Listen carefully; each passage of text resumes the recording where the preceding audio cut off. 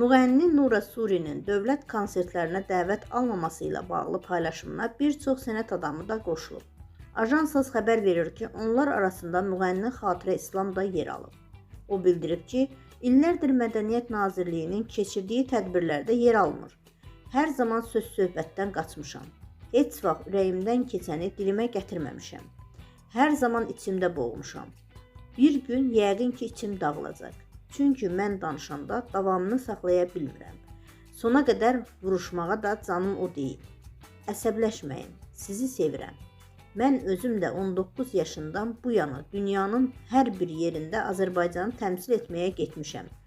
Çox xidmətlərim olub. Vaxtilə toylarımı atıb pulsuz dövlət tədbirlərinə gedirdim ki, gələcəkdə bu mənə kömək ola bilər. O zaman 19 yaşım var idi. Xankəndidə doğulan yeganə ifaçıyam. Sənətim də göz qabağında. Xankəndi əsərim də milyonların dilində. Bəs niyə Xankəndidə, Şuşada, əsas tədbirlərdə mən yoxam?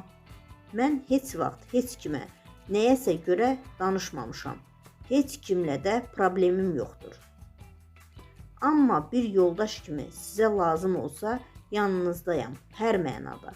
Qeyd edək ki, Nura Suri bir neçə gündür paylaşımlar edərək Mədəniyyət Nazirliyi və onların əməkdaşı Mənzər Nurəliyevdən şikayət edib. O, dövlət konsertlərinə buraxılmadığını bildirib. Onun sözlərinə Elnur Hüseynov, Almıxanım Əhmədova və başqa sənətçilər də qoşulub.